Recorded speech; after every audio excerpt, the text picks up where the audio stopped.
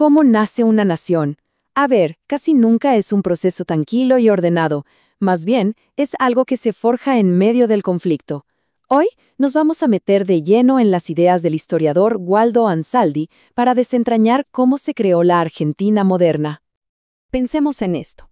Después de la ruptura con España, el viejo virreinato se parte en 1000 pedazos, y lo que sigue son décadas y décadas de una guerra civil brutal.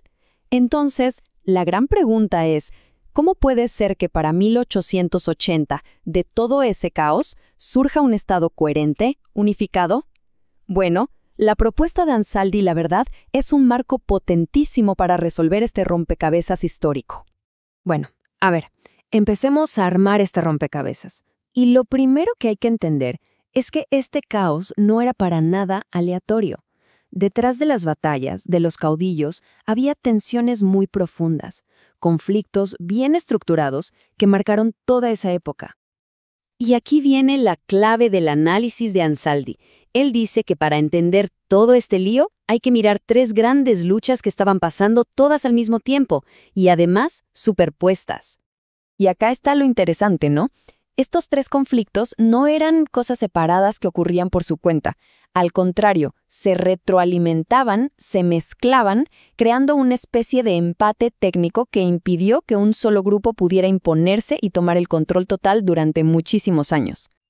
Este cuadro nos muestra la fractura económica en su estado más puro. Por un lado, el litoral, que miraba hacia afuera, conectado con Inglaterra, con los mercados globales, y ya con una mentalidad capitalista que empezaba a nacer.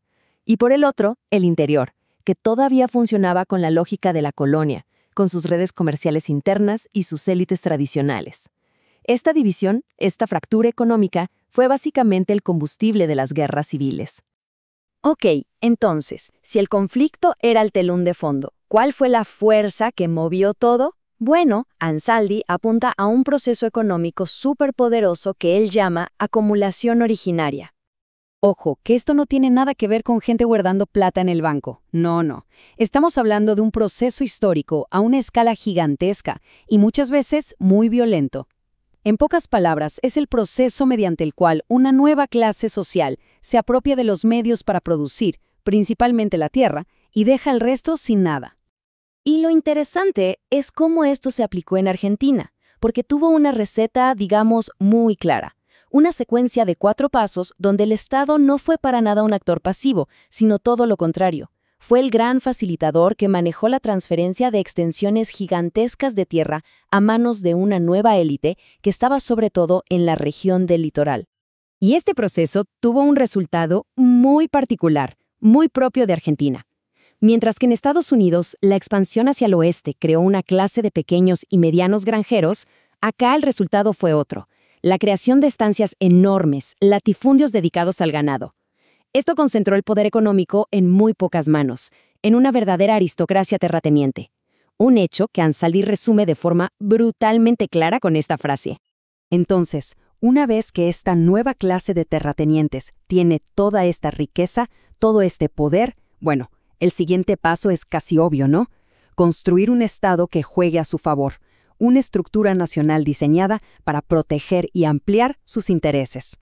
Y como se puede ver en esta línea de tiempo, esto no pasó de un día para el otro, ¿eh? Fueron 70 años de idas y vueltas, de conflictos, pero la lección es clara. Un proyecto de país unificado solo se hizo realidad cuando esa clase terrateniente finalmente tuvo el poder suficiente para imponer su modelo sobre todo el territorio. Y miren, no se andaban con rodeos sobre cuáles eran sus intenciones.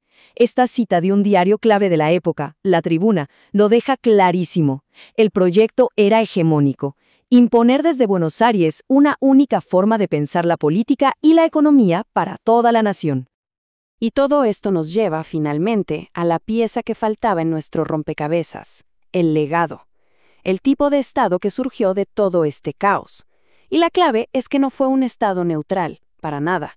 Fue un Estado construido por una clase social muy específica, para cumplir un propósito muy específico. Y esta tabla nos da una radiografía perfecta de ese Estado. Un Estado que, si lo miramos bien, tenía como 2 caras. Por el lado económico, era liberal a ultranza. ¿Por qué? porque el libre comercio beneficiaba directamente a la élite que exportaba sus productos. Pero, por el lado político, era todo lo contrario: restringido, centralizado, autoritario. Se trataba de mantener el control y asegurarse de que nadie más participara en las decisiones. Esa es, en esencia, la definición del Estado oligárquico. Así que, en el fondo, la idea central es esta gran contradicción. Se armó un Estado que por un lado abrazaba el capitalismo global, pero por el otro le cerraba la puerta a la democracia para las grandes mayorías. Y esa tensión, esa desigualdad de origen, quedó grabada a fuego en el ADN de la nación. Lo potente de este análisis es que no solo sirve para entender el pasado. En realidad, nos deja la mesa servida para lo que vendría después. Y nos deja con una pregunta flotando en el aire. Si el punto de partida es un Estado hecho a la medida de una élite, ¿cómo no esperar que todo el siglo XX estuviera marcado por luchas sociales y políticas para cambiar esas reglas del juego? Entender este origen es fundamental para comprender todo lo que vino después.